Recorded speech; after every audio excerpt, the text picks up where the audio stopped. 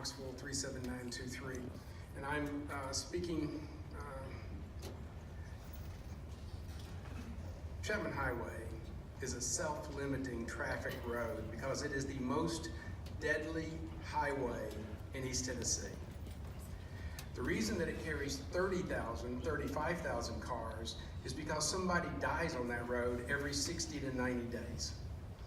I'm asking for the commission to look at placing the James White Parkway back on the TPO agenda because it's the right thing to do to save lives, but more importantly, for the county, it is an economic miracle for South Knoxville and the city of Knoxville tax-wise.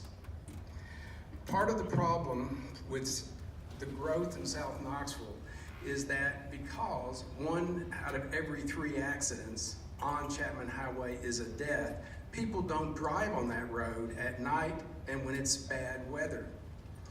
Chapman Highway is the only arterial major highway in the Knox metro area that is not parallel to an interstate.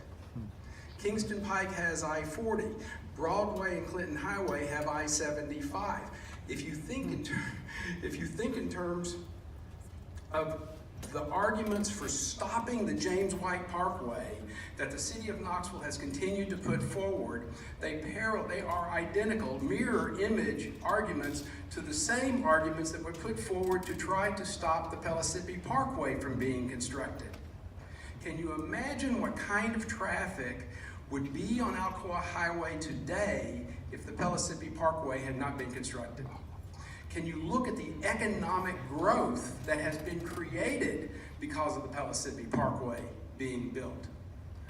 The problem that we run into is that people continue to look at numbers as if they're big numbers without looking at the relative value that's being created by the creation of a new road that moves more people faster and safer than Chapman Highway.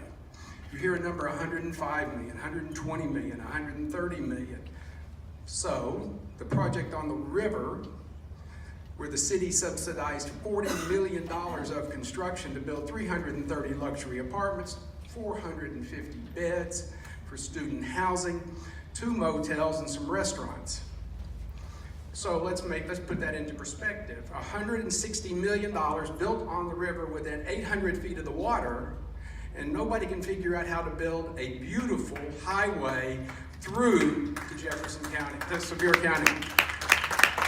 It is unimaginable the amount of land value that will be escalated by the creation of the original connection, which was proposed. So the original James White Parkway was going to come in where Steak and Ale is, Yield Steakhouse, I'm sorry, where Yield Steakhouse is, and then they revised it and they were going to take it all the way out to John Sevier Highway for an intersection on John Sevier, about 1,000 feet north of the intersection with Chapman Highway now. A wonderful design. The corridor had already been planned.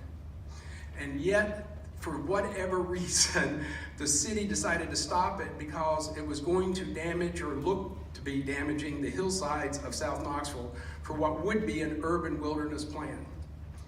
I propose that the urban wilderness is a beautiful project. It certainly brings people in from all over.